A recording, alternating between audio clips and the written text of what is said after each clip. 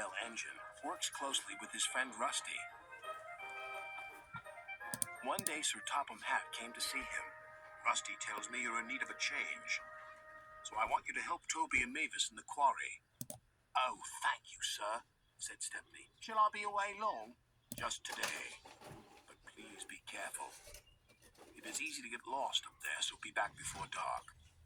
We will, said the driver. Stepney soon arrived at the quarry. We're glad you're here to help us, said Toby. Are these my cars? Asked Stepney. Only some of them. There's masses more in the sidings, replied Mavis. The more the merrier. Stepney was really enjoying himself. The dustier he became, the harder he worked. Mavis and Toby were impressed.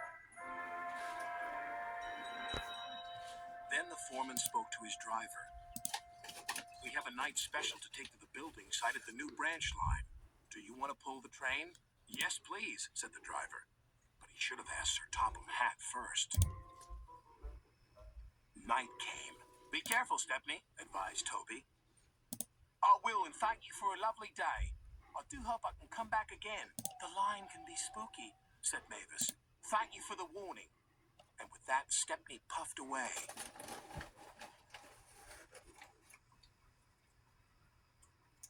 Stepney arrived on time and made the delivery of rocks and stones for the workmen.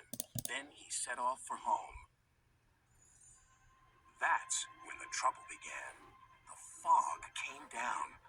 Mavis was right. Suddenly everything does look spooky. There's a signal box, called his driver. And the signal light is green. Someone must have been expecting us. But they weren't.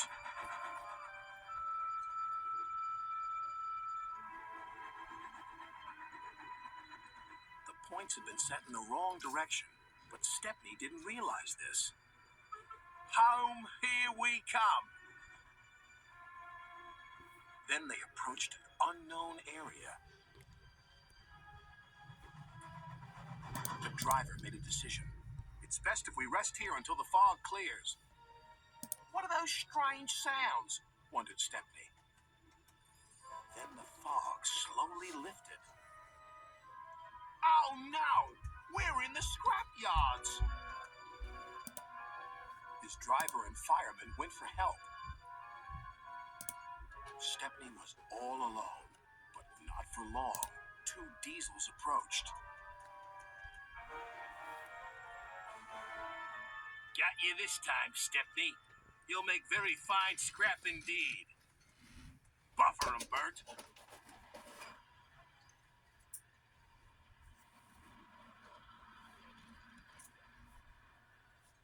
The diesels took him to the large smelter shed.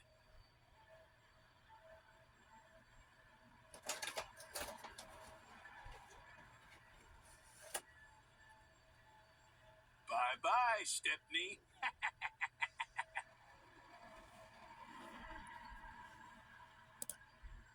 Stepney looked up. Above him was a huge grabber. This engine's not for scrapping. The grabber wasn't listening.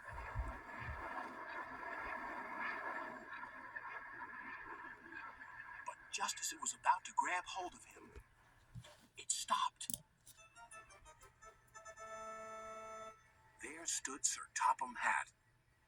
It's a good thing I'm visiting this yard tonight.